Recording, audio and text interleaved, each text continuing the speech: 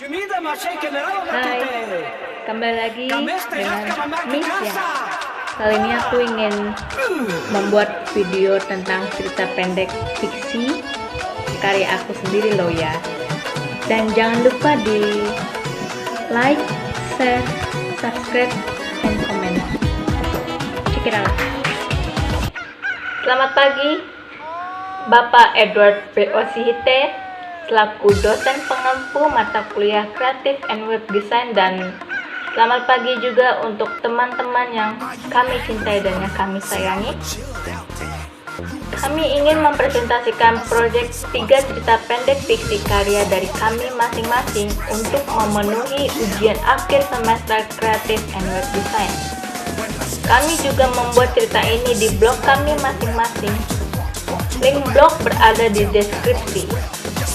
Silakan dibaca blog pribadi kami. Nama saya Niputu Septiarnesa yang biasa dipanggil Nesa. Saya ingin bercerita pendek berjudul Ritual Pengusiran Jin Berhubungan Badan. Mari kita langsung ke ceritanya saja. Perkenalkan, namaku Vira Dinanat Chauhan. Aku biasa dipanggil Vira. Ayahku bernama Dinanat Chauhan, sedangkan ibuku bernama Vira. Aku anak tunggal dan aku lahir di New Delhi, India. Ayahku yang berwarga negara India bekerja sebagai arsitektur bangunan di India, dan ibuku yang berwarga negara Indonesia bekerja sebagai desainer busana di Indonesia dan di India yang sedang tahap proses. Kini aku tinggal di India sejak kecil. Tetapi semua keadaan berubah saat aku berumur 16 tahun. Ayahku dipecat dari pekerjaannya karena tempat ayahku bekerja mengalami kebangkrutan yang pada saat itu di negaraku sedang terjadi krisis ekonomi.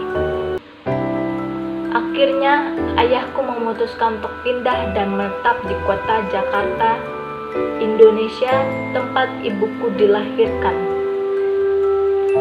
Seiring berjalannya waktu, aku sudah terbiasa menjalani kehidupan di negara tempat ibuku dibesarkan. Kini aku sudah menginjak usia 19 tahun, dan aku menuliskan cerita ini pada saat aku berumur 17 tahun. Bagaimana pengalamanku berdampingan melawan makhluk tak kasat mata berenergi negatif tanpa kusadari di dalam kehidupan aku, ke sebuah cerita pendek yang kemudian aku beri judul Ritual Pengusiran Jin Berhubungan Badan. Aku tidak pernah berpikir untuk menceritakan kisah ini ke dalam tulisan. Pada suatu hari aku berpikir untuk membagikan pengalaman ini kepada seluruh pembaca cerita ini untuk lebih bersyukur dan lebih mendekatkan diri ke Tuhan Yang Maha Esa. Suatu ketika di malam hari, pertama kalinya aku mengalami mimpi yang sangat tidak mengenakan, yang membuatku bangun seketika. Mungkin aku sedang halusinasi karena lelah mengerjakan tugas sekolah, jadi aku tidak menghiraukan mimpi tersebut. Tetapi mimpi tersebut berulang kali terjadi yang membuatku frustasi dan sulit tidur. Ingin rasanya aku menceritakan kepada ibuku, tetapi ibuku tidak pernah percaya dengan hal-hal yang berbau mistis. Lalu aku bercerita kepada sahabat sekolahku yang bernama Ara melalui WhatsApp. Ra, lu pernah gak sih ngalami mimpi berhubungan badan gitu sama seorang pria yang tidak lu kenal? Kata aku. Ara menjawab, pernah sih, tapi langsung dihalangin sama nenek gue yang sudah meninggal. Memang kenapa, Fir? Jangan-jangan lu pernah ya? Kalau sudah pernah, coba aja orang bintang. Aku menjawab lagi, enggak kok, enggak pernah. Aku cuma tanya saja. Aku orangnya sering melamun, entah apa yang kupikirkan.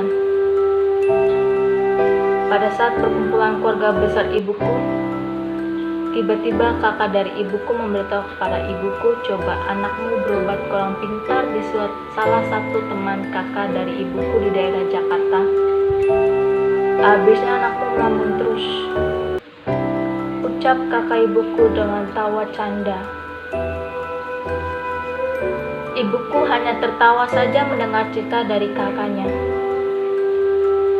Aku melihat ayahku dalam keadaan wajah penasaran yang sedang menatap wajahku.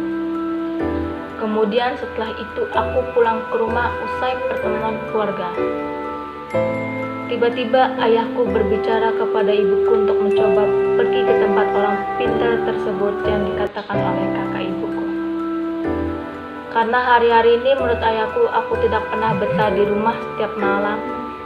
Selalu pulang pagi nginep di rumah temanku. Perkataan ayahku membuat ibuku langsung menerimanya. Sedangkan ibuku tidak pernah percaya dengan hal mistis seperti itu. Ibuku meminta nomor telepon orang pintar tersebut kepada kakaknya, lalu membuat janji pertemuan dengan orang pintar tersebut.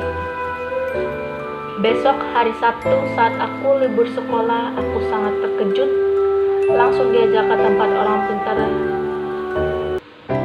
Orang pintar tersebut adalah seorang perempuan yang bernama Ibu Gita yang sudah berkeluarga. Aku kira aku akan diajak jalan-jalan ke mall, ke taman, atau ke tempat yang happy-happy. Tiba di sana, tanpa kusadari aku merasakan kekhawatiran yang luar biasa.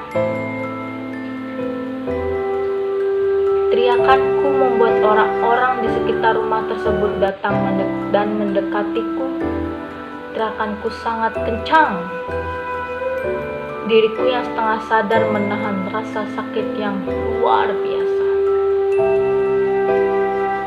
Ibuku sampai menangis melihat keadaanku dalam menahan kesakitan. Orang pintar tersebut bertanya, "Siapa kamu?" Tapi tidak ada jawaban sepatah kata pun dari mulutku. Akhirnya setelah selesai melakukan pengobatan tersebut dalam hari pertama, ibu orang pintar tersebut belum mau mengatakan kepadaku apa yang telah terjadi.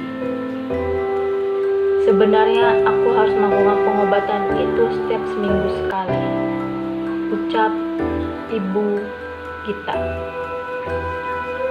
Ibu Gita meminta nomor WhatsAppku untuk mempermudah komunikasi. Aku belum bisa terlalu kenal dekat dengan Ibu Gita karena baru saja mengenalinya. Setelah 3 hari tak terasa dalam pengobatan ke orang pintar, aku bertemu lagi lalu bertanya lagi kepada Bu Gita apa yang terjadi dengan diriku. Siapa yang melakukan ini dan tujuannya apa roh itu masuk ke dalam tubuhku tanpa aku sadari. Aku pikir ya temanku, ternyata aku salah memahaminya dan tidak bisa memilih yang mana benar dan yang mana salah. Ibu tersebut lalu berkata, "Kamu sudah berhubungan dengan 3 jin dari semenjak kamu duduk di bangku sekolah menengah pertama." Jadi kalau di Indonesia bilangnya sekolah menengah pertama, kalau di India itu yang bersama lah ya. Tidak ada kiriman dari orang, hanya suka saja dia menempel di tubuhmu. Lalu aku ingin menceritakan sesuatu ke Ibu Gita 4 mata, tidak ada orang tuaku atau siapapun itu. Setelah kami sudah berdua saja, aku pun mengatakan, sebenarnya hari-hari ini aku sering bermimpi berhubungan badan, tetapi aku tidak menghiraukannya. Mungkin aku sedang lelah. Ibu Gita berkata, "Sudahlah, tak perlu kau pikirkan. Lebih baik banyak berdoa dan ibadah kepada Tuhan. Berbuatlah baik kepada semua orang, tidak usah menghiraukan jika roh itu mengganggumu. Ibu akan coba mempagarkan supaya tidak ada yang memasuki mimpimu untuk tujuan yang negatif," ucap Bu Gita. Setelah melalui beberapa proses dengan berobat, berdoa, dan selalu berbuat kebaikan, Pada akhirnya aku sudah tidak lagi bermimpi buruk seperti itu. Aku sangat-sangat bersyukur kepada Tuhan dan semuanya yang telah membantuku agar aku pulih dari keadaan seperti itu. Akhirnya aku bisa hidup dengan tenang. Tamat. Terima kasih sudah menonton video ini. Mohon maaf apabila ada kesalahan dengan pembuatan video yang telah aku buat.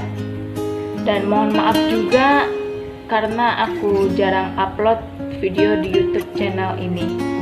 Sampai jumpa di video selanjutnya. Bye bye.